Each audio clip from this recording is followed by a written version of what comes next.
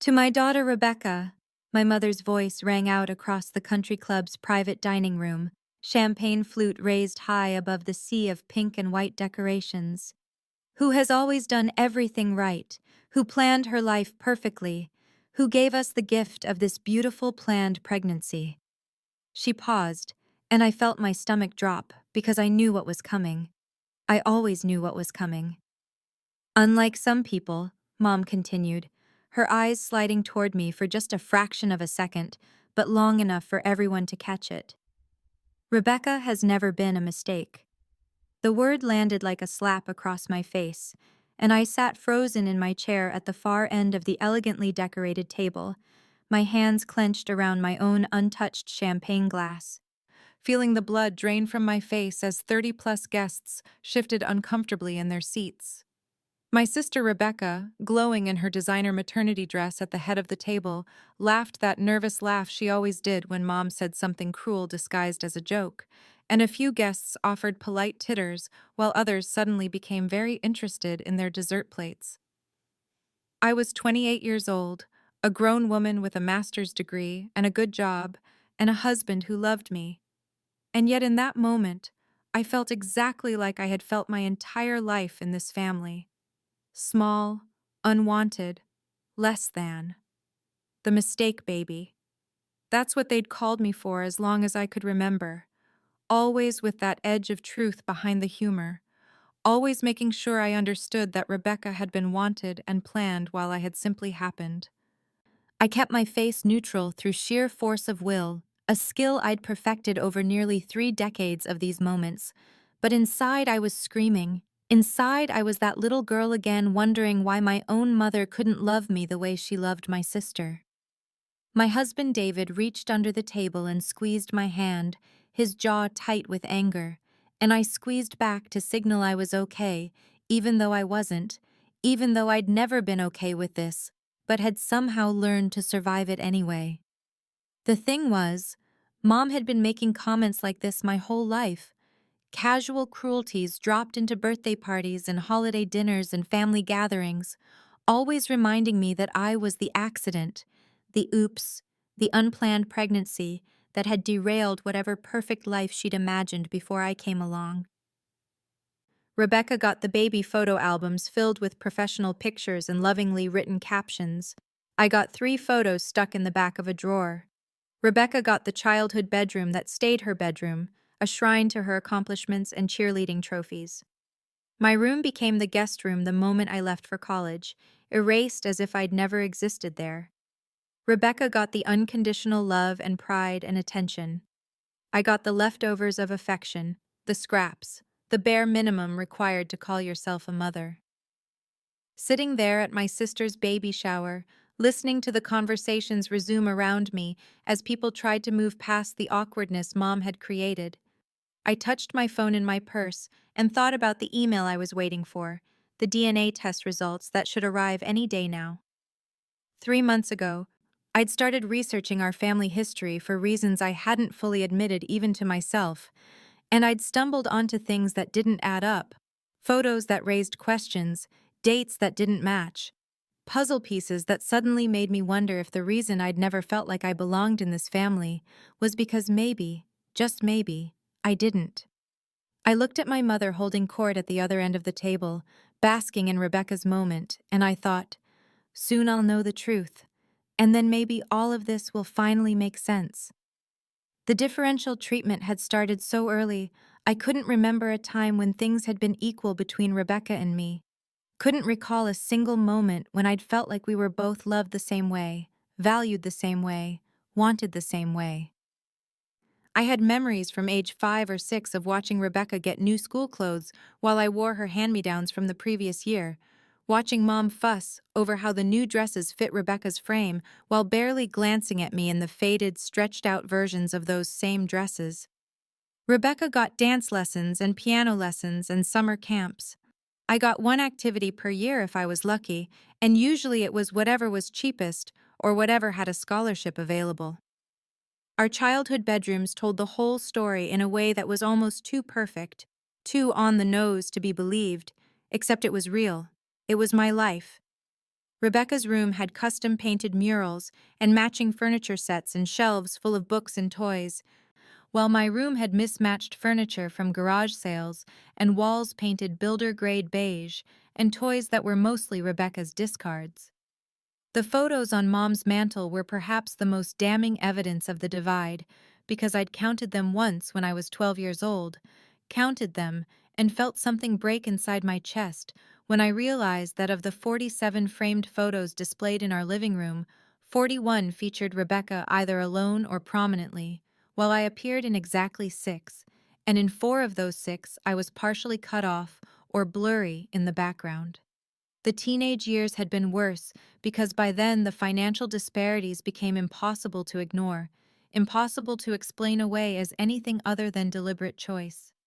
When Rebecca applied to colleges, Mom and Dad paid her entire tuition to a private university, $45,000 per year, plus housing and meal plan and spending money, no loans required. When I applied to colleges 2 years later, they sat me down at the kitchen table and explained that they could contribute $8,000 per year, and I'd need to figure out the rest through scholarships and loans. And when I'd asked why Rebecca got full support while I got partial, Mom had said, "We're in a different financial position now." Which was obviously a lie, because Dad had gotten a promotion between Rebecca's freshman year and my high school graduation. I'd graduated with my bachelor's degree carrying $67,000 in student loan debt, while Rebecca graduated debt-free. I'd worked 2 jobs through college while Rebecca focused on her studies and her social life. I'd lived in the cheapest apartments I could find, eaten ramen and peanut butter sandwiches to save money, wore the same coat for 6 winters because I couldn't afford a new one, while Rebecca had a monthly allowance from our parents and came home with shopping bags every time she visited. And still, somehow, I'd pushed myself to excel, had gotten my master's degree in education, had landed a good job as a high school counselor, had tried desperately to prove I was worth something even if I hadn't been planned. My master's degree graduation was attended by David and 2 friends.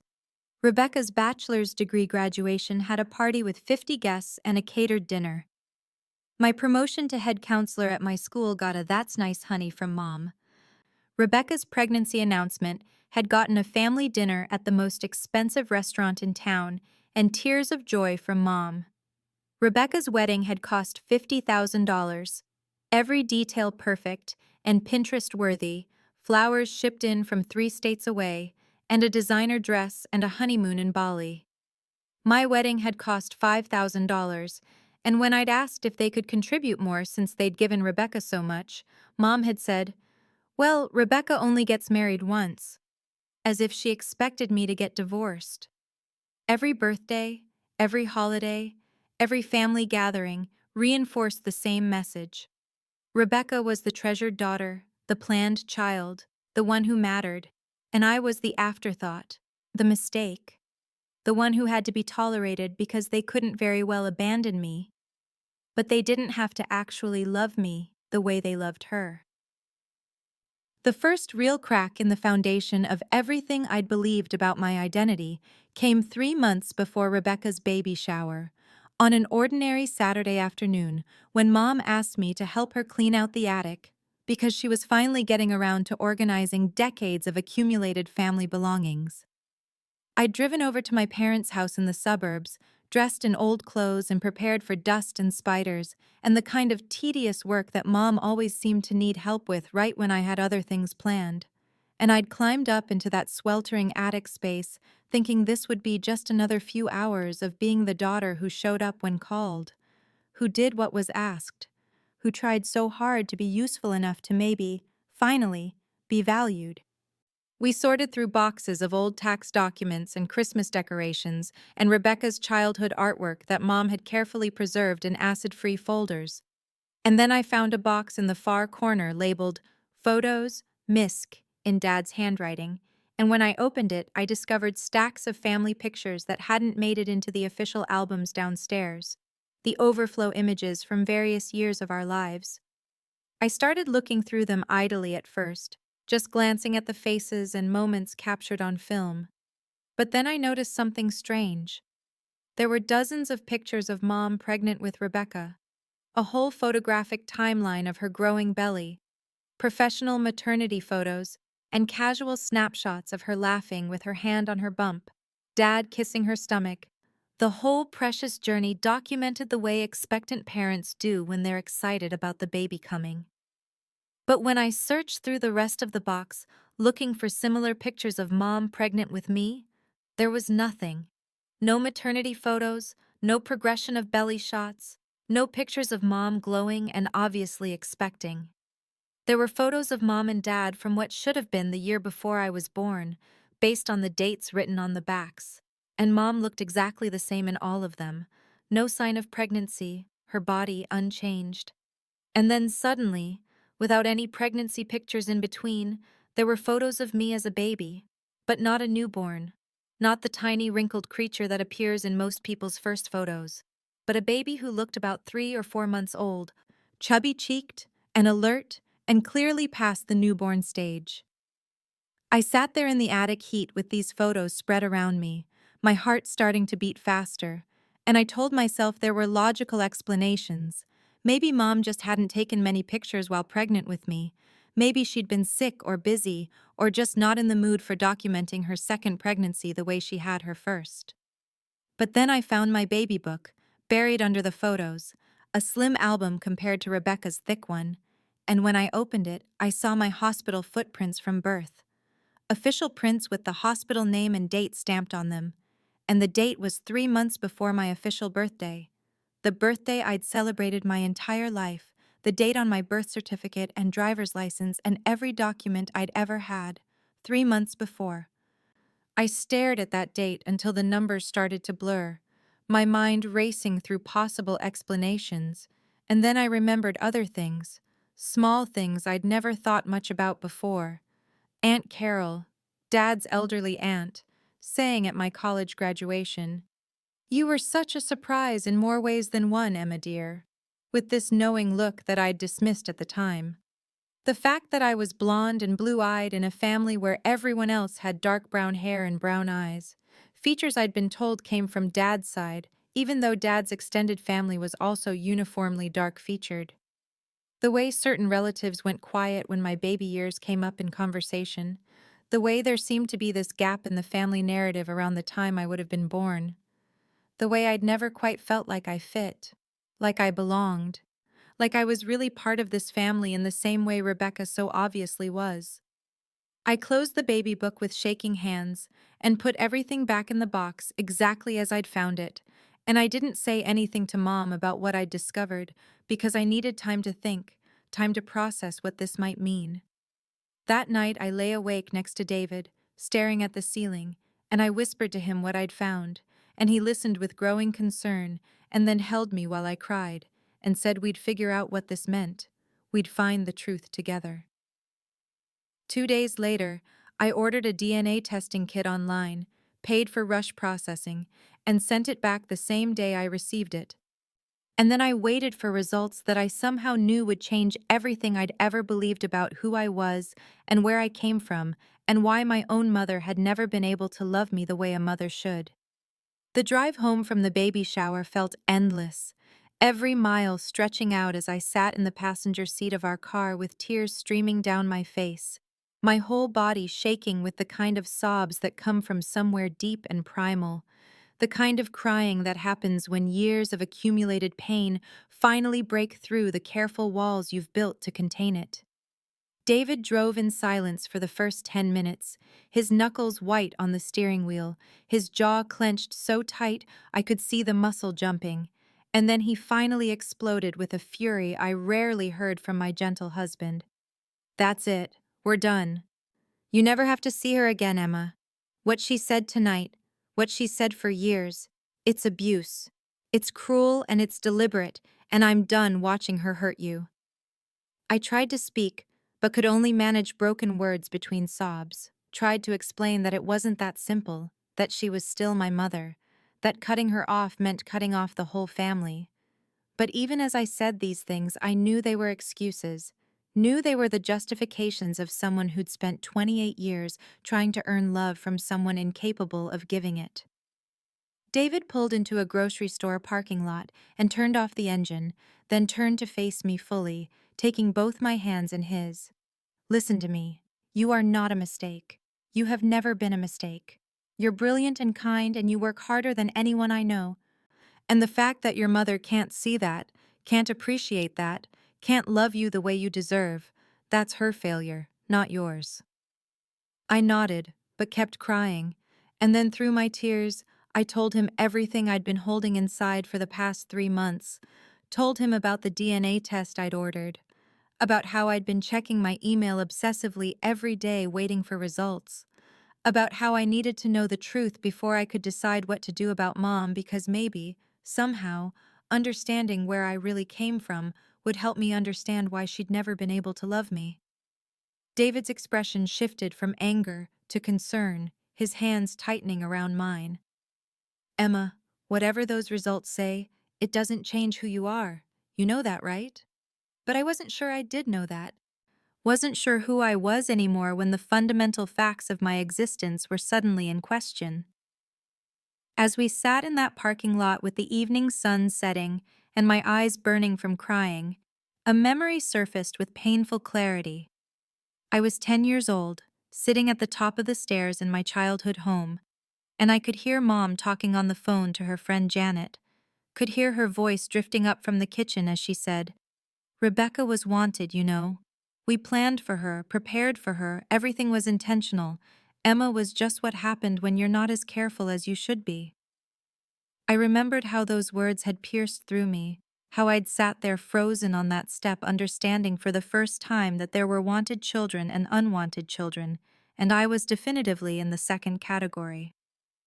Another memory followed, this one from even earlier, maybe age 7 or 8, Mom tucking Rebecca into bed, and I'd been standing in the doorway of Rebecca's room watching, and Mom had been saying, "You're my special girl, my planned baby, my perfect daughter."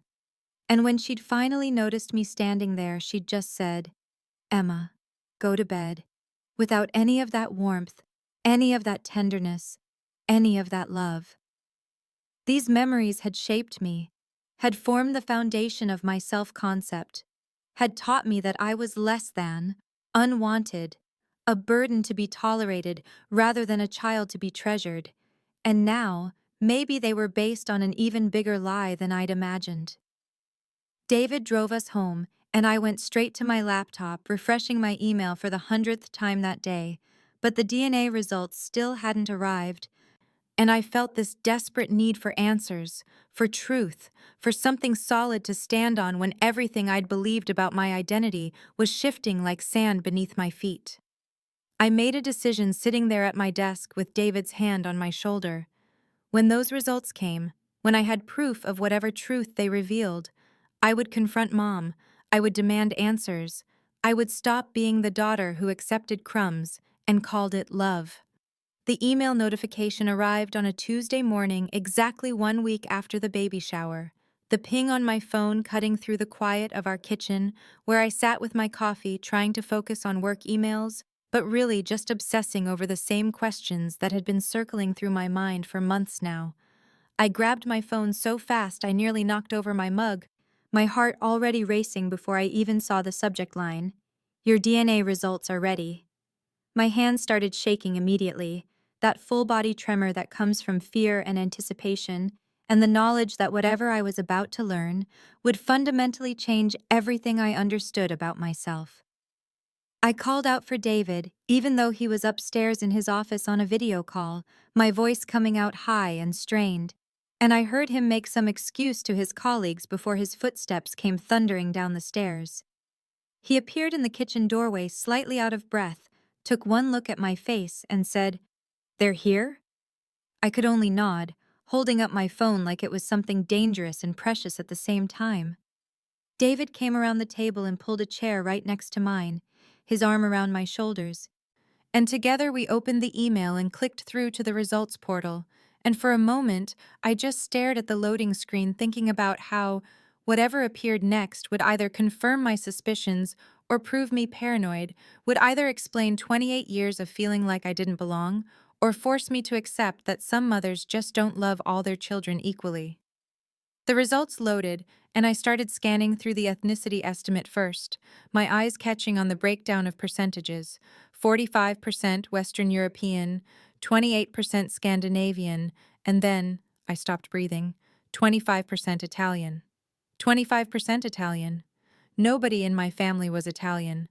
Not mom's side with their English and German roots, not dad's side with their Scottish and Irish ancestry. Not a single Italian ancestor in any family tree story I'd ever been told. David saw it the same moment I did, and his arm tightened around me. Emma, that's not possible unless... I kept scrolling, my vision starting to blur, clicking through to the health records section where genetic markers were listed. Markers for conditions that neither of my parents carried. Markers that should have been impossible for me to have if they were actually my biological parents. Then I opened the Relative Matches tab, and the screen filled with names I'd never heard before. Second cousins and third cousins with Italian surnames, family trees that branched into regions of Italy my family had never mentioned, connections to people who shared my DNA but not my history. My hands were shaking so badly now that David gently took the phone from me and kept scrolling, and then he went very still and said quietly, "Emma, look at this." And he showed me the close relative matches, the section that should have shown my parents as immediate family. Mom's name wasn't there at all, not in the parent category, not even in the close family section. She wasn't genetically related to me in any way the test could detect. But Dad's name was there, listed not as a parent, but as a close relative with a genetic match percentage that David read aloud. Approximately 25% DNA shared. Relationship: uncle or niece. Uncle. Not father. Uncle. The truth crystallized in that moment with such sudden clarity that I wondered how I'd never seen it before. I wasn't Mom's daughter. I had never been Mom's daughter. And based on this genetic proximity to Dad, I was likely his sister's daughter or his brother's daughter, his niece, who had somehow become his legal child. Dad had a brother who lived in California who I barely knew, someone distant and uninvolved in our lives. But he also had a sister, had a sister, past tense, someone who died young. And suddenly I was grabbing David's laptop and searching through my fragmented memories for her name. Karen. Dad's younger sister Karen, who had died at 19 in a car accident, who the family never talked about, whose death was treated like this tragic closed chapter that was too painful to revisit. I found her obituary within minutes, the dates making my breath catch in my throat. Karen Michelle Patterson, born 1972, died 1995 at age 19, 3 months after my official birthday. Exactly 3 months after the date I'd always celebrated as the day I came into the world. 3 months after. The timeline lined up perfectly with those baby photos I'd found in the attic. The pictures of me not as a newborn, but as a 3-month-old infant, the gap in documentation suddenly making horrible, perfect sense. David and I spent the next 3 hours in front of our laptops consuming every piece of information we could find about Karen Patterson, my fingers flying across the keyboard with a desperate urgency that felt like trying to reclaim 28 years of stolen history. And what we found in those frantic hours of research painted a picture so clear and so heartbreaking that I couldn't understand how the truth had been hidden from me for so long.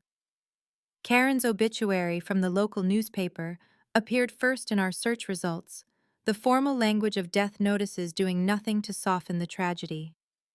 Karen Michelle Patterson, 19, of Millbrook, died July 15, 1995, from injuries sustained in an automobile accident.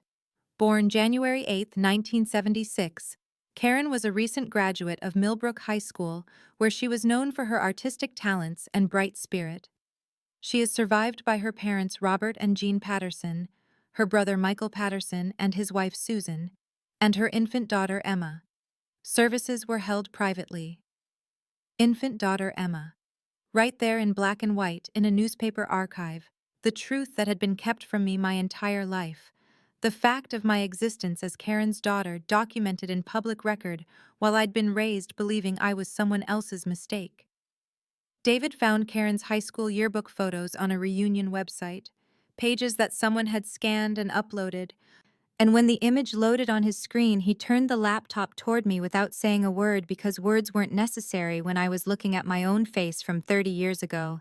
The same blonde hair that fell in waves to her shoulders, the same blue eyes that seemed too big for her face, the same slight overbite that I'd been self-conscious about my whole life, the same everything that I saw when I looked in the mirror, except this was Karen at 17 looking directly at the camera, with a smile that I recognized because I'd seen it in my own photographs, had seen it reflected back at me from windows and mirrors my entire life, without understanding that I was seeing my mother's face. I was shaking so badly that David took over the computer research while I tried to process what we were discovering, and he found Karen's Facebook memorial page that friends had created after her death. A page filled with photos and memories and tributes to a girl who had clearly been loved by everyone who knew her, and buried in those photos was one that made my heart stop. Karen, at what must have been 18 or 19, her belly swollen with pregnancy, her hand resting protectively on the curve where I was growing inside her, her smile radiant and unmistakable in its joy. Through my tears, I scrolled through comments on the memorial page looking for people who had known Karen well, who might be able to tell me about her, about my first 3 months of life, about the truth that my family had buried along with her, and one name kept appearing in comments and memories: Linda Morrison, who had written lengthy posts about her best friend Karen on the anniversaries of her death, who had clearly loved Karen deeply and kept her memory alive when the rest of the world had moved on.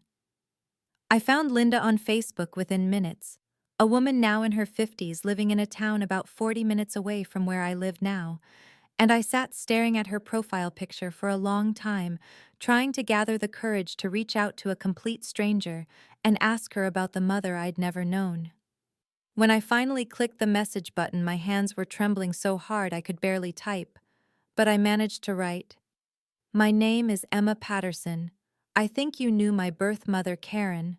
I only just found out that she existed. Would you be willing to talk to me?" I hit send before I could second-guess myself, and then sat there staring at the screen, feeling like I might throw up from anxiety and anticipation and fear that Linda wouldn't respond, or wouldn't remember, or wouldn't want to dredge up painful 30-year-old memories. The response came back within 10 minutes, faster than I'd dared to hope, and it was only one line, but those words changed everything. "I've been waiting 28 years for this call." Linda's message continued. "Your mother was my best friend, and I made her a promise that if you ever came looking for the truth, I would tell you everything. Can you talk now?" I called her immediately, my fingers fumbling with my phone, and when she answered, her voice was thick with emotion and recognition. "Oh my God, you sound just like her." We talked for 2 hours that afternoon, Linda's words painting a picture of Karen that filled in blank spaces I hadn't even known existed in my understanding of myself. And the story she told was both more beautiful and more tragic than I could have imagined. Karen had gotten pregnant during her senior year of high school by her boyfriend Jason, who Linda described as a sweet boy who'd been just as scared as Karen, but determined to support her and their baby. And when Karen had told her parents, they'd been devastated but eventually supportive after the initial shock wore off. And Karen had refused every suggestion of adoption or abortion because she had wanted me from the moment she knew I existed. Linda's voice broke as she described Karen during those 9 months of pregnancy. How excited she'd been despite being terrified. How she'd decorated a small corner of her bedroom as a nursery. How she'd chosen the name Emma because it meant whole or universal, and she wanted her daughter to know she was complete and perfect just as she was. Karen had given birth to me in April of 1995, 3 months before the car accident that would take both her and Jason's lives. And Linda described those 12 weeks as the happiest she'd ever seen Karen, completely devoted to me, constantly taking photos and writing in a journal she kept about my development. planning a future where she'd finish community college and raise me, and build a life that might not have been what she'd originally imagined, but would be full of love. The accident happened on a Friday night in July. Karen and Jason driving home from a movie they'd gone to see while Karen's parents watched me, and a drunk driver ran a red light and killed them both instantly. And Linda's voice shook as she said, "Your mom's last words to me were that afternoon when I'd stopped by to visit. She was holding you, and she looked at me and said, 'I never knew I could love anything this much. She's everything.'" Linda had boxes of Karen's things that she'd kept all these years, photographs and journals and letters, items that Karen's parents had given her after the funeral because they couldn't bear to look at them, and Linda couldn't bear to throw them away. And she told me that the family had agreed to adopt me, with the understanding that I would be told the truth when I was old enough to understand, that I would grow up knowing I was Karen's beloved daughter and that my mother had died loving me completely. But somewhere along the way, that agreement had been broken and the truth had been buried, and Linda had assumed I knew until years passed and I never reached out, and she realized that the promise everyone had made to Karen had been abandoned. "I have a letter," Linda said, her voice barely above a whisper, "that your mom wrote to you. She wrote it 2 weeks before she died, meant for you to read on your 18th birthday. She gave it to me for safekeeping and made me promise I'd make sure you got it. I've been holding on to it for 28 years, waiting for this moment. I think you need to read it." We agreed to meet in person 2 days later, giving me time to process everything I'd learned. And after I hung up the phone, I sat in silence with David's arms around me while my entire understanding of my identity restructured itself around this new truth. I wasn't the mistake. I wasn't the unwanted accident. I wasn't the burden that my mother had resented for 28 years. I was the beloved daughter of a 19-year-old girl who had chosen me and loved me and died while I was still tiny enough to fit in the crook of her arm. And everything I'd believed about where I came from and who I was had been a carefully constructed lie that had shaped my entire life around a fiction designed to hide a tragedy that was never mine to be ashamed of in the first place. The coffee shop Linda had chosen was one of those quiet, independent places with mismatched furniture and local art on the walls, the kind of spot that felt safe and anonymous at the same time. And I arrived 15 minutes early because I couldn't stand waiting at home any longer. My hands wrapped around a cup of tea I couldn't drink while I watched the door and tried to prepare myself for a conversation that would fill in the gaps of my entire existence. Linda walked in exactly on time, and I recognized her immediately, even though we'd never met, because she carried herself with the careful purpose of someone on an important mission. And when our eyes met across the room, something passed between us, an understanding that we were both here to honor a girl who had been gone for 28 years, but whose absence had shaped both our lives in ways we were only beginning to understand. She was carrying a shoebox, the kind that looked old and worn from being opened and closed countless times, and when she sat down across from me, she placed it on the table between us like an offering, her eyes already filling with tears as she said, "You look so much like her it takes my breath away." We sat there for a moment just looking at each other, while I tried to find words adequate to the moment and failed, and finally, Linda reached across the table and took my hand and said, "She would be so proud of you, Emma. She would be so proud that you came looking for the truth." Linda opened the shoebox with hands that trembled slightly, revealing layers of memories carefully preserved, and she pulled out a journal first, its cover decorated with hand-drawn flowers and the year 1995 written in looping teenage handwriting. "Karen started this journal when she found out she was pregnant," Linda explained, opening to pages filled with that same youthful script. And she began reading entries aloud, her voice breaking on words that Karen had written nearly 3 decades ago. Entries about being terrified and excited at the same time, about feeling the first flutter of movement and realizing there was a whole person growing inside her, about choosing the name Emma because it meant complete and universal, and that's what Karen wanted her daughter to know she was. There were entries about Karen's boyfriend Jason and how scared they both were, but how determined to make it work. Entries about painting yard sale furniture for the nursery corner in her bedroom. Entries counting down to my due date with a mixture of anticipation and fear that felt so raw and real that I could barely breathe reading them. Linda pulled out photographs next, images I'd never seen of Karen through her pregnancy, and then the ones that made my heart stop. Karen holding newborn me, her face radiant with exhausted joy, me nestled against her chest with my tiny fist curled against her collarbone, and in every single photo, the love was so visible, so undeniable, that I couldn't understand how anyone who saw these pictures could have hidden them from me. "She was obsessed with you," Linda said, tears streaming down her face now.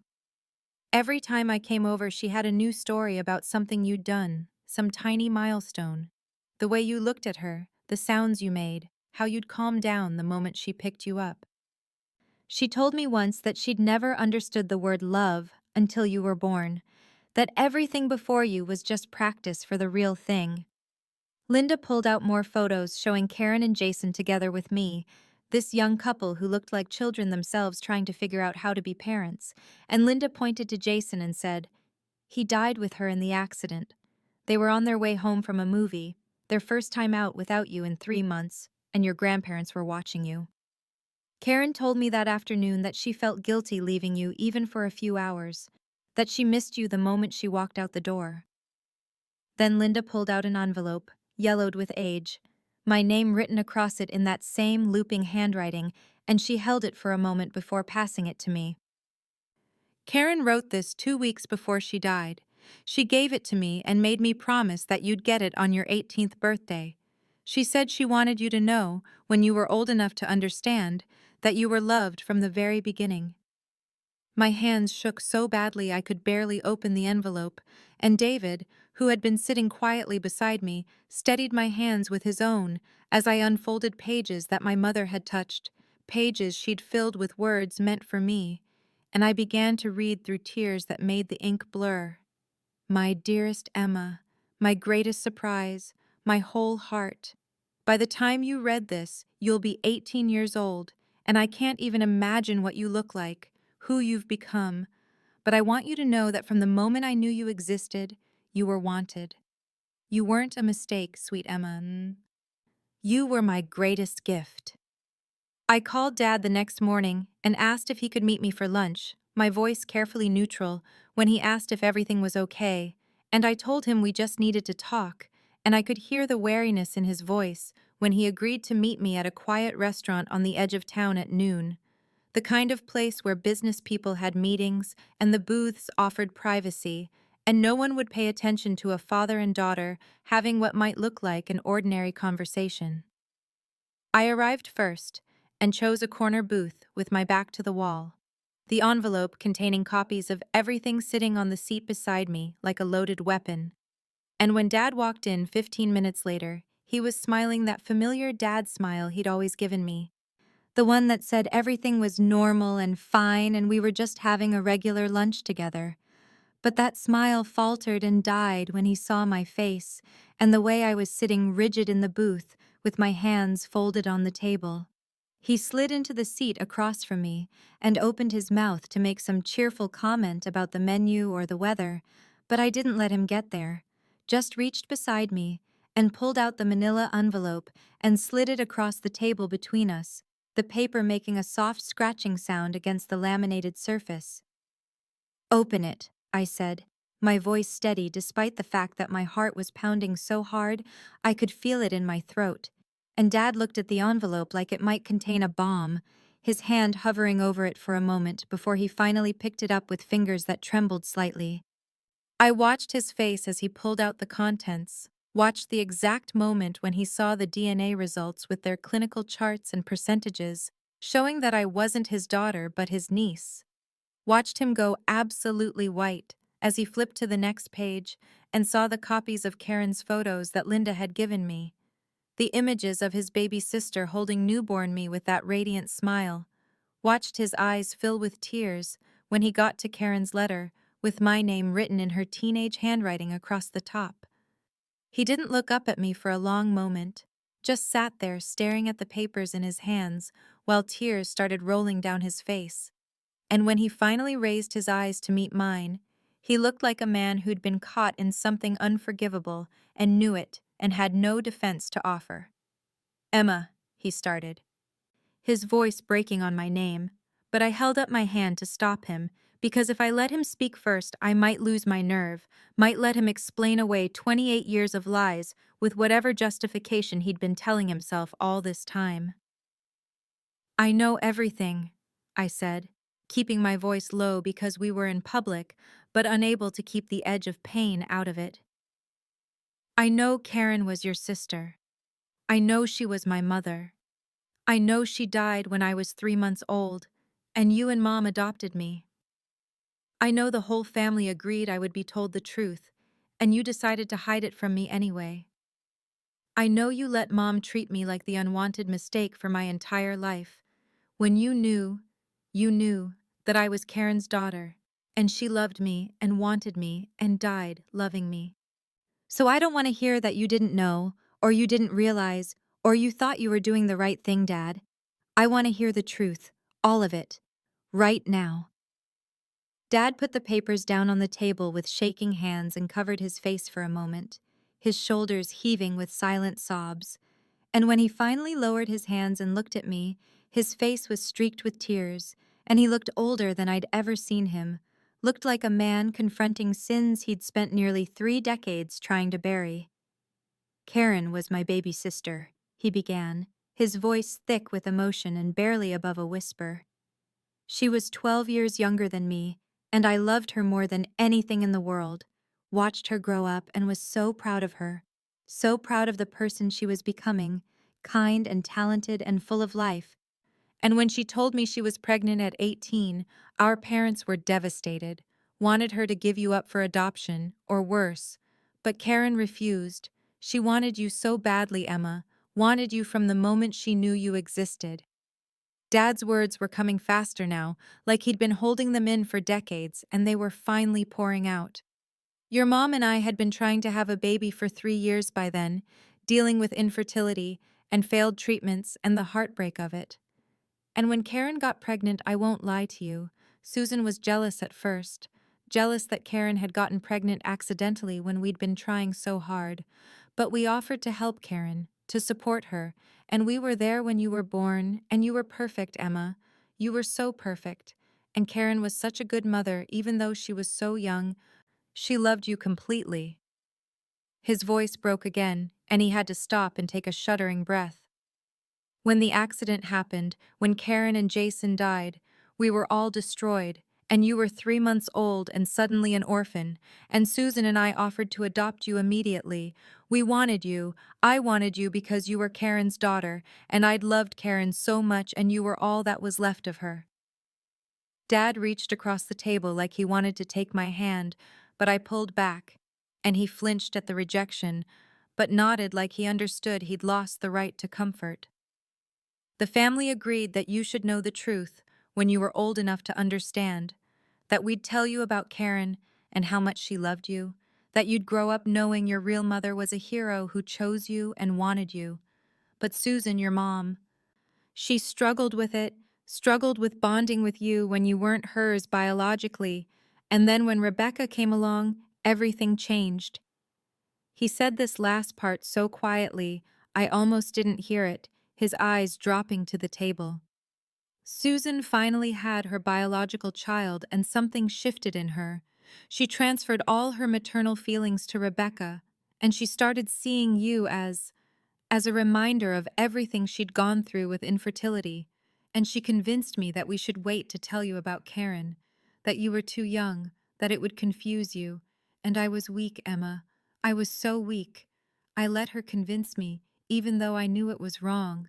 And the years passed, and it got harder to tell you, and Susan's resentment of you grew, and I watched her treat you differently than Rebecca, and I told myself it wasn't that bad, that you didn't notice. But you did notice, of course you did. And I let it happen because I was a coward who was more afraid of losing my marriage than committed to protecting you the way I'd promised Karen I would." Dad was crying openly now, not bothering to wipe his tears. I failed you, Emma. I failed Karen. I let you grow up believing you were unwanted when you were desperately wanted by your real mother. I let you be called a mistake for 28 years when you were never a mistake. I'm sorry, I'm so sorry. And I know sorry isn't enough and nothing I say can make up for what I've done. But I need you to know that I loved Karen, and I love you, and I've been a coward, and I'll spend the rest of my life trying to make this right if you'll let me. Dad wiped his eyes with his napkin and took a shuddering breath, and when he started speaking again, his voice was quieter, more controlled, like he'd moved past the initial breakdown into a kind of resigned confession, where he was finally going to tell me everything he'd been hiding for nearly 3 decades. Your mom's family, the Harrisons, they've always been obsessed with bloodlines and family trees and who was really family versus who married in, he said, his hands flat on the table like he needed to ground himself. Susan grew up hearing her grandmother talk about real family and blood relations, like biology was the only thing that mattered, like adopted children or stepchildren were somehow less than. And I didn't realize how deep that programming went until after we adopted you, and then Rebecca came along. He looked up at me with red-rimmed eyes. When Rebecca was born, something shifted in Susan, something I didn't want to acknowledge because it meant facing what kind of person I'd married and what I was allowing to happen in my own house. She transferred every bit of maternal feeling she had to Rebecca, her biological child, and she started looking at you differently, started seeing you as a reminder of the 3 years she'd struggled with infertility, the treatments that failed, the monthly disappointment, and worse than that, she saw you as a reminder of Karen. His voice caught on his sister's name. Susan had been jealous of Karen's pregnancy, jealous that my teenage sister had gotten pregnant accidentally while we were spending thousands on fertility treatments, and even though Susan had agreed to adopt you after the accident, even though she'd held you and fed you and seemed to love you those first few years. Once Rebecca arrived, that all changed, and you became this symbol of everything she'd struggled with. And I watched it happen, and I told myself I was imagining it, that Susan loved both my daughters equally, but I wasn't imagining it, and you weren't both my daughters in her eyes. You were Karen's daughter, and Rebecca was hers. Dad pulled out his phone with shaking hands and opened his photo gallery, turning it toward me to show hundreds of pictures I'd never seen. Photos of me through every stage of childhood, and adolescence and adulthood, birthdays and school plays and graduations and random Tuesday afternoons, a complete documentation of my life that he'd been keeping privately. I've been a coward, Emma, but I never stopped loving you, never stopped being proud of you. I just didn't have the courage to stand up to Susan, didn't have the strength to protect you the way I should have, he said, his finger scrolling through image after image. I told myself I was trapped, that if I divorced Susan, I'd lose both you girls, that custody battles would tear the family apart. So I stayed, and I tried to compensate by giving Rebecca everything Susan wanted her to have, throwing you under the bus to keep peace in the house, and I justified it by telling myself you were strong, you didn't need as much, you'd be fine. But you weren't fine, and I knew it, and I failed you anyway. He put the phone down and reached into his jacket pocket, pulling out a bank envelope that he slid across the table to join the manila folder. Karen had a small life insurance policy, $25,000 that was supposed to be held in trust for you until you turned 25. And I added to it over the years, put away money here and there, and there's $30,000 in this account that's been waiting for you. Money that Susan convinced me to hold on to because she said you weren't responsible enough yet. You weren't ready. But that was just another way of controlling you, keeping you dependent. And I listened to her because I've spent 28 years listening to her instead of standing up for you. Dad's voice strengthened slightly as he continued. I'll support you confronting Susan. I'll back you up. I'll finally do what I should have done decades ago and tell the truth and stand up for Karen's daughter. And I'll tell you everything about Karen, because you deserve to know her, Emma. You deserve to know that you got all your best qualities from her, your kindness and your creativity and your strength. He pulled a set of keys from his pocket. I have boxes of Karen's belongings in a storage unit, things Susan made me put away after we adopted you because she didn't want Karen's presence in the house. art supplies and sketchbooks and her jewelry and clothes. And they're yours. They were always supposed to be yours. And I'll give you everything, and I'll tell you every story I have about your mother, and I'll spend whatever time I have left trying to make up for the father I should have been, but wasn't. His face crumpled again. I know I don't deserve your forgiveness, but I'm asking for the chance to try. The chance to finally honor Karen by loving her daughter the way she deserved to be loved from the beginning.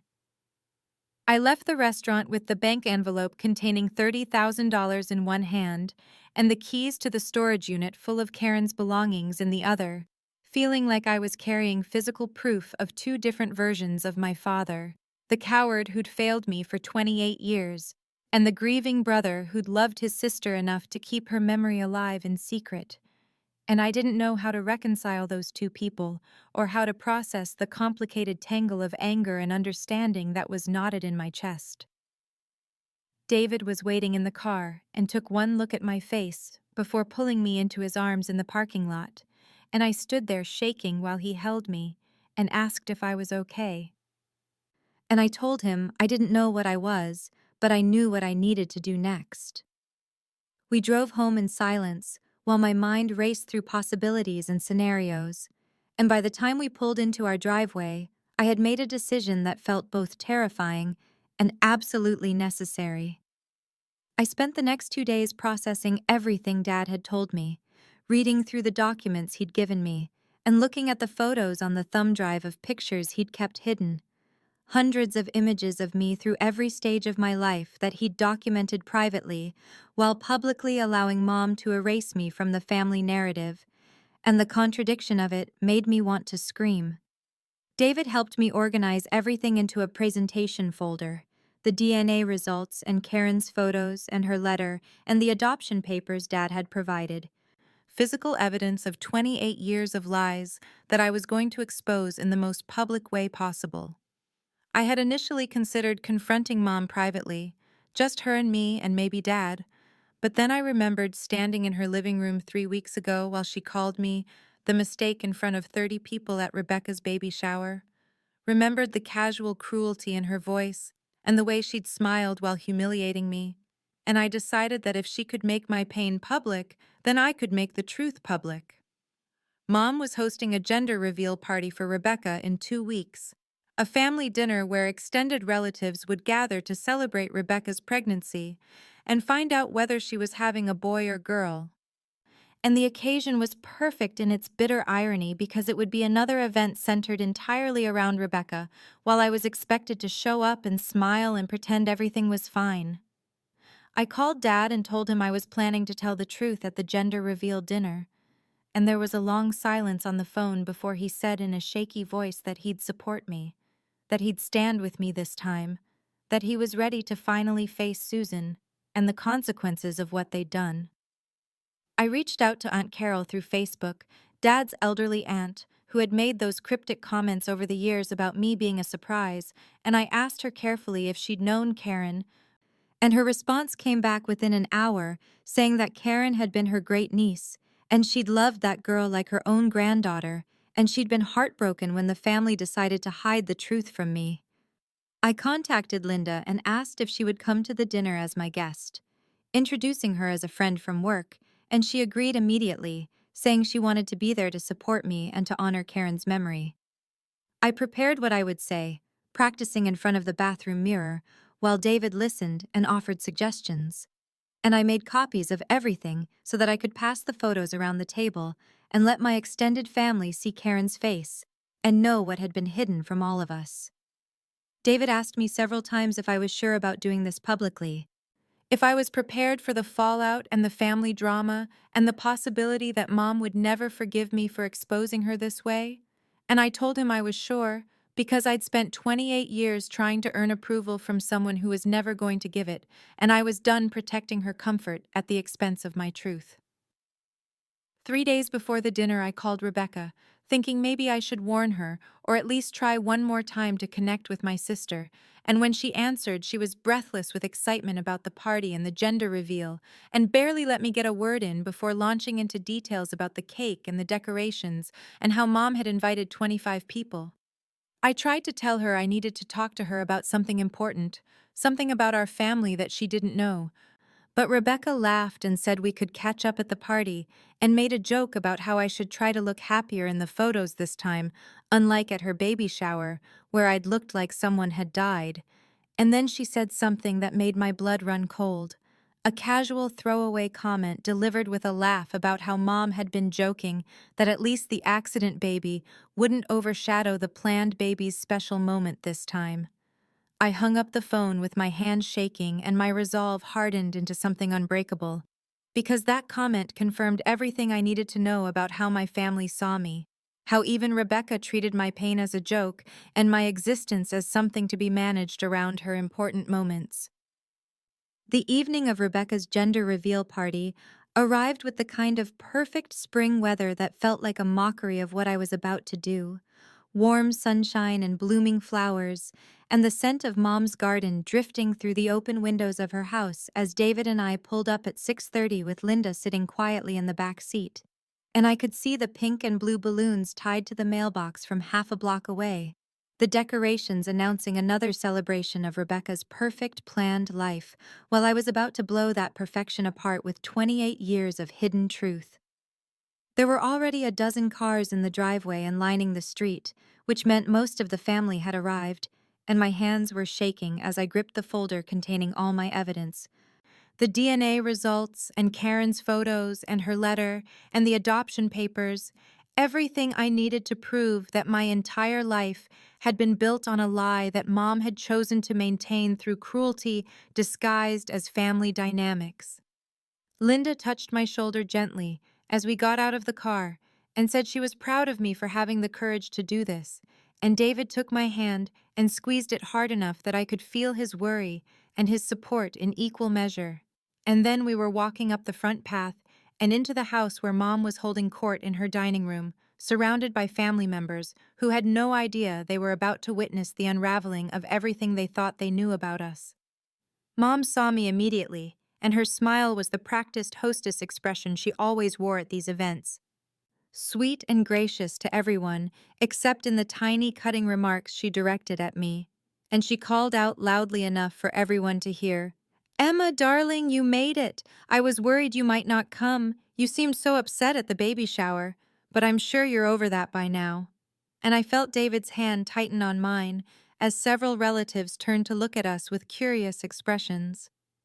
I introduced Linda as a colleague from work and watched Mom's eyes narrow slightly at this unexpected guest before her hostess training took over, and she welcomed Linda warmly. And Dad appeared from the kitchen, looking pale and nervous, his eyes meeting mine with an expression that was equal parts terror and determination, because he knew what was coming and he'd promised to support me, but I could see the cost of that promise written across his face. Rebecca was glowing in the center of the living room, wearing a flowing white dress that emphasized her pregnancy, surrounded by admirers and accepting congratulations.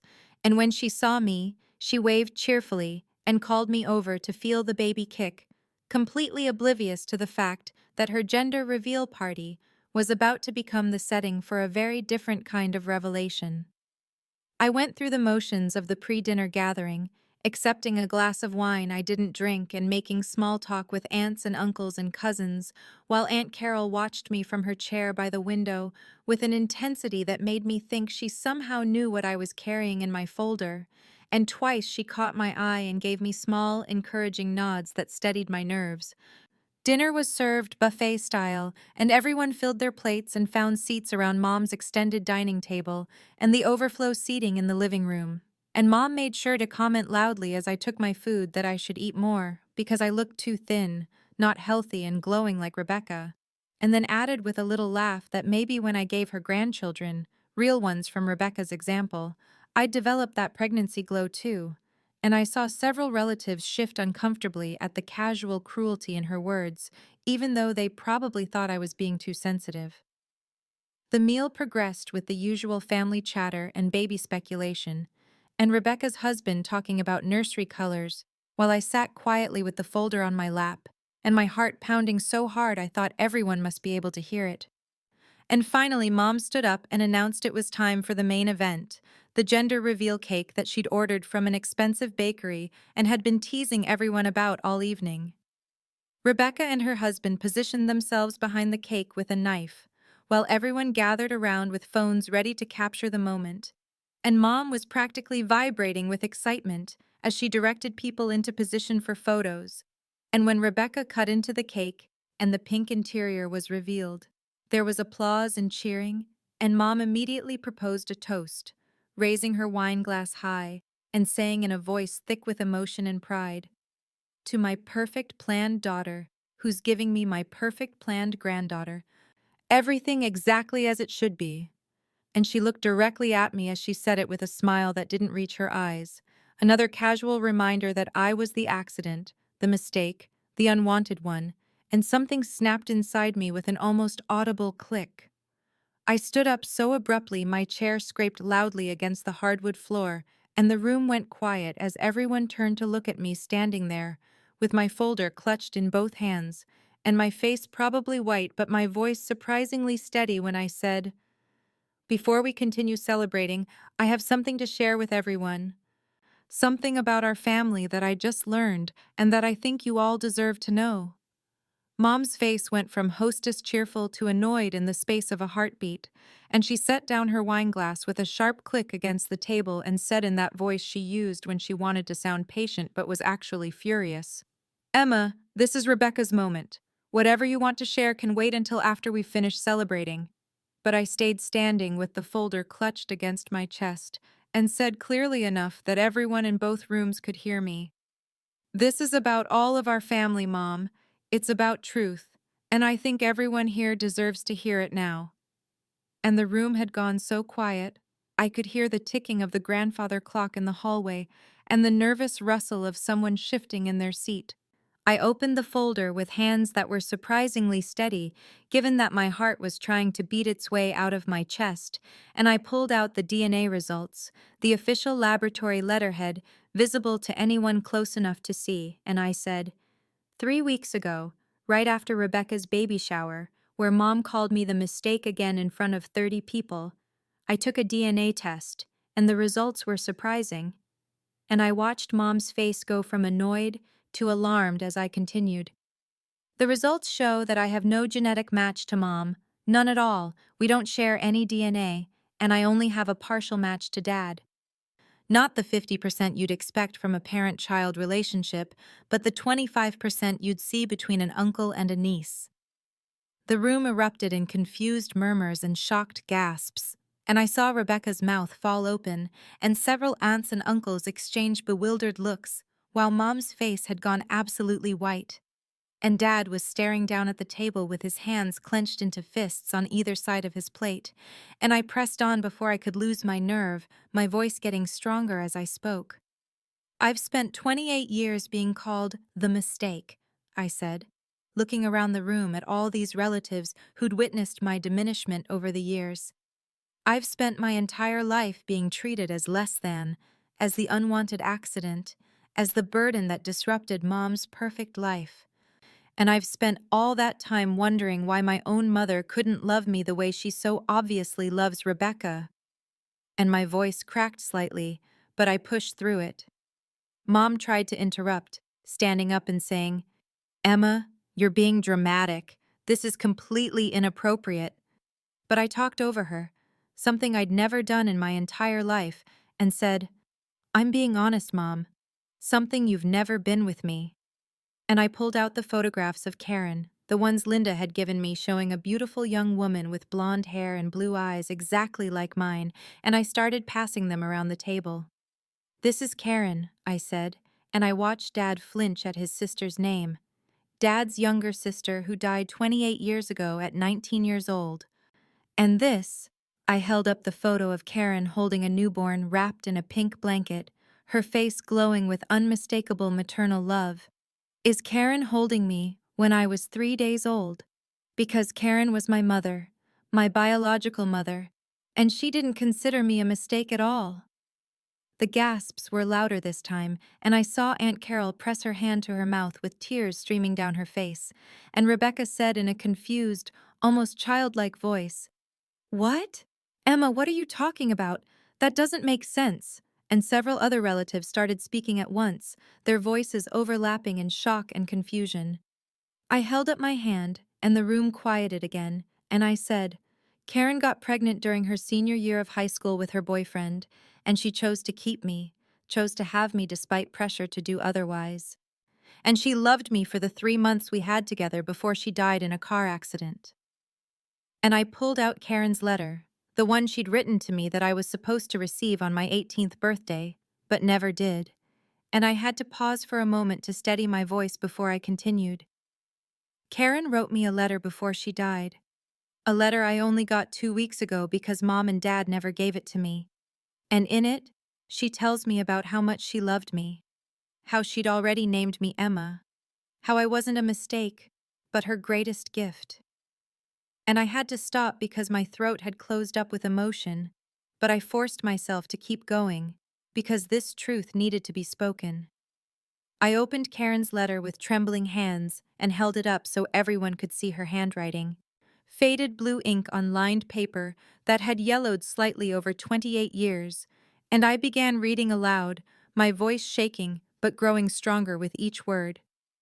My dearest Emma, if you're reading this, it means I'm not there to tell you myself how much I love you, how much I wanted you from the moment I knew you existed, how you weren't a mistake but my greatest gift. And I had to pause to wipe my eyes before continuing.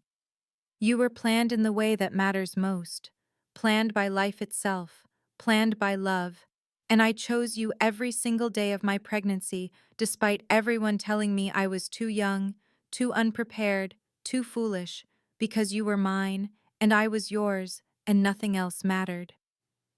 I looked up from the letter and around the room at all these relatives staring at me with shock and dawning understanding, and said, I wasn't a mistake. I was loved completely by my real mother. I was wanted desperately. Karen chose me, chose life for me, and then she died loving me.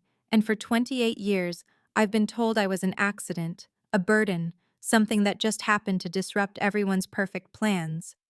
And I turned to look directly at Mom, whose face was still white and frozen in an expression I couldn't quite read. You chose to hide this from me, I said, and my voice was steady now, clear and certain, in a way it had never been when speaking to her before. Worse than that, you chose to punish me for not being your biological child. You've spent 28 years making me feel unwanted, unloved, less than Rebecca. You used the word mistake to describe me publicly, repeatedly, casually, like it was just a family joke instead of a knife you were twisting in my heart every single time. You allowed me to believe I was an accident, a burden, an unwanted pregnancy, when the truth is, I'm the daughter of a brave young woman who died loving me more than you've ever loved anything except your own flesh and blood.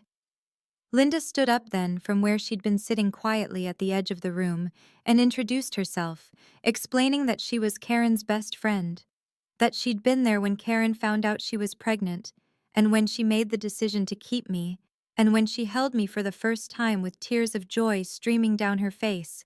And Linda's voice was strong and certain as she said, Karen loved Emma with her whole heart. She made plans for their future together.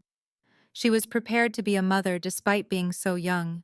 And when she knew she was dying in that hospital after the accident, she made everyone promise that Emma would know how much she was loved, that Emma would know she was wanted and chosen and cherished. Aunt Carol spoke up then from her chair by the window, her aged voice cracking with emotion. It's true, all of it. We all agreed when Karen died that Emma should be told when she was old enough to understand. We thought she knew. We were told she knew. Karen made us promise that Emma would know her mother loved her, that she'd know her story. And I've spent 28 years thinking Emma knew the truth and chose not to talk about it, when really she's been lied to this entire time. And I saw several other relatives nodding and murmuring to each other, shocked realization spreading through the room that I had been kept in the dark while they all thought I'd been told the truth. Mom was still silent, sitting frozen in her chair with her face white and her hands clenched in her lap, and Rebecca was crying openly now, confused and upset, saying, I don't understand, Emma. Why didn't anyone tell us? Why didn't I know?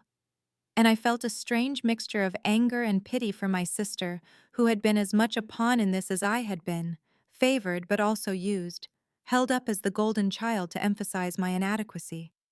Mom finally spoke after what felt like an eternity of silence, and when she did, her voice was cold and clipped in that way she had when she was defending herself, and she said, "We gave you a home, Emma. We raised you as our own. We fed you and clothed you and put a roof over your head. We didn't have to do that." And the words landed like stones in the silent room, each one revealing more than she probably intended. I looked at her across the table with the remnants of Rebecca's gender reveal cake between us and said, "You adopted me and then spent 28 years resenting me for existing. You could have loved me. You could have chosen to see me as a gift from Karen, as Dad's beloved sister's child, as someone worthy of the same love you gave Rebecca. Dad loved Karen desperately and she was his baby sister, so why couldn't you love her daughter?" And I watched something crack in Mom's carefully controlled expression, and she stood up abruptly, her chair scraping against the hardwood floor, and she said loudly enough that everyone in both rooms could hear clearly, "Because you weren't mine. Rebecca was mine. My flesh and blood, my real daughter, the child I carried and gave birth to and nursed. You were just—" And she stopped herself, but the damage was done, and the shocked gasps around the room told me everyone had heard exactly what she'd been about to say.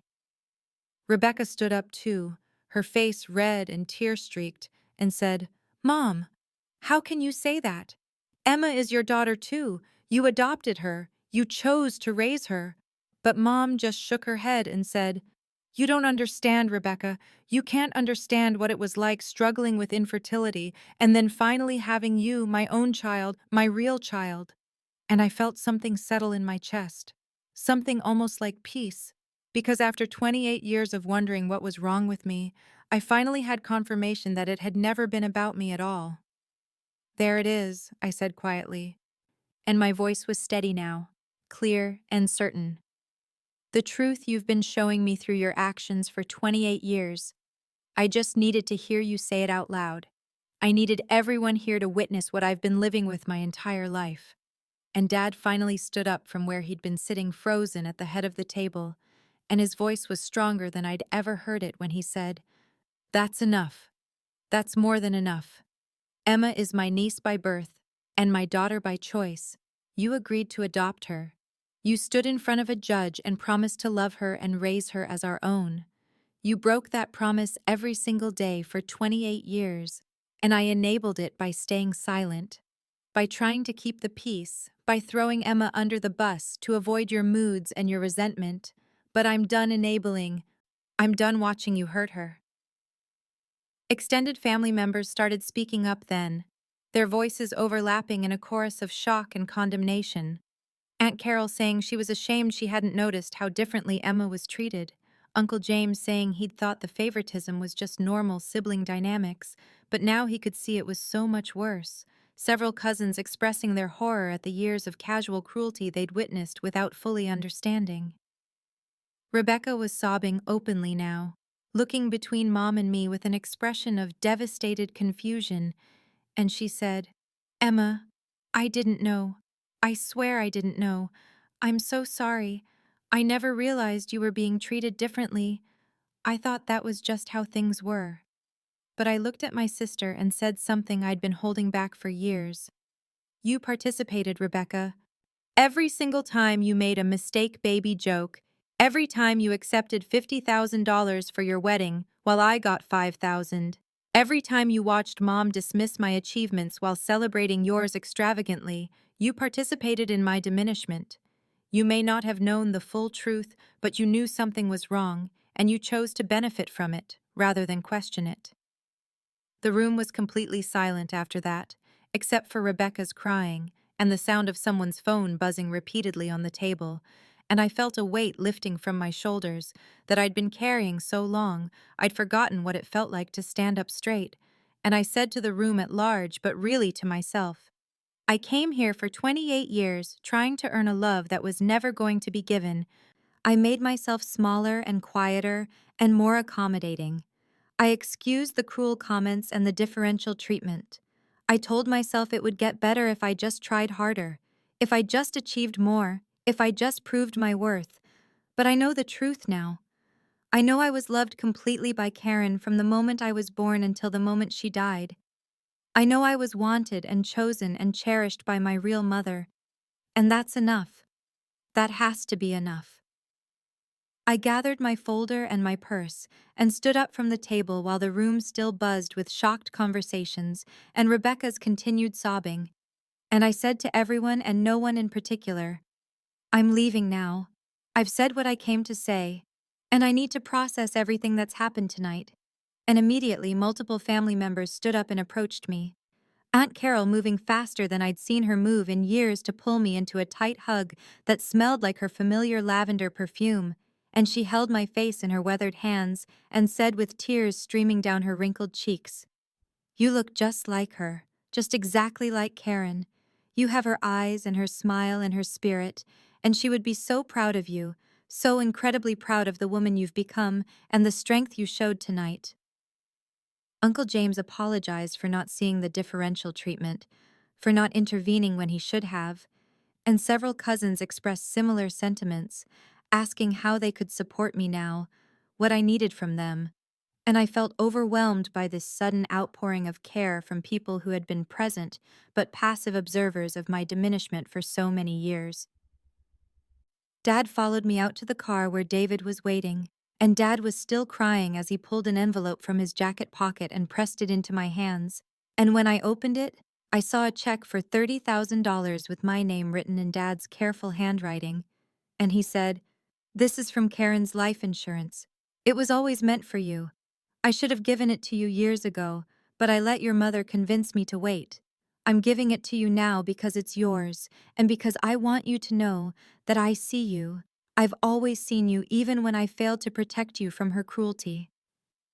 I looked at my father standing there in the driveway with the porch light illuminating his grief-stricken face, and said, I'm willing to try to build a relationship with you, Dad, but it has to be different. You have to actually stand up for me instead of just documenting my life in secret. You have to choose me actively instead of throwing me under the bus to keep peace with her.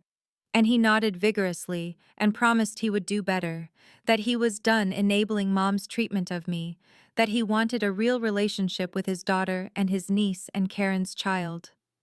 Linda appeared beside us then and handed me another small box, explaining that it contained more of Karen's jewelry and some letters she'd written to her parents during her pregnancy, letters that showed how excited and determined she was to be my mother. And Linda hugged me tightly and said, I'll share every memory I have of her, every story, every moment, because you deserve to know the woman who gave you life and loved you so completely in the short time she had with you. David drove us home in silence, while I clutched the check and the box and tried to process the emotional whirlwind of the evening. And when we got inside our apartment, my phone was already buzzing with a text from Rebecca that said, Emma, I'm so sorry. I had no idea. I need time to process this, but I want to fix our relationship. Please give me a chance. But I couldn't respond yet, because I didn't know what I wanted to say, or if I was ready to forgive her participation in my diminishment. 3 days later, David and I drove to Riverside Cemetery on the east side of town, and I'd called ahead to get the location of Karen's grave, and when we found it, I was struck by how simple the headstone was. Just her name and dates and the words, beloved daughter and sister, with no mention of mother, even though that's what she was. And I sat down on the grass beside the stone with the flowers I'd brought, and I talked to her for the first time, telling her about my life and my marriage to David, and how I'd just discovered the truth about who she was and what she meant to me. I read her letter aloud again in the quiet cemetery, with only David and the birds as witnesses, and I felt something settle in my chest that I'd never felt before, a sense of peace and belonging and rightness that came from knowing I had been completely wanted by the woman who gave birth to me, and I promised Karen that I would honor her memory by living fully and loving openly and never letting anyone make me feel like a mistake again. I started therapy the following week with Dr. Patterson, a woman who specialized in family trauma and adoption issues. And over the following months, I worked through the complicated grief of losing a mother I never knew I had, while also processing the rejection from the mother who raised me. And Dr. Patterson helped me understand that mom's inability to love me was never about my worth, but about her own limitations and insecurities and obsession with biological connection. I legally added Karen's surname as my middle name, so I became Emma Karen Mitchell instead of Emma Jane Mitchell. And every time I signed my new name, I felt connected to the young woman who had wanted me so desperately and loved me so completely in the 3 months we had together.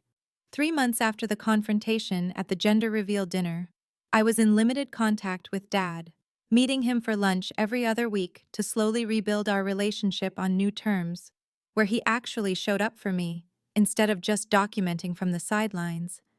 And I had no contact whatsoever with Mom, who had apparently told the extended family that I was being dramatic and ungrateful.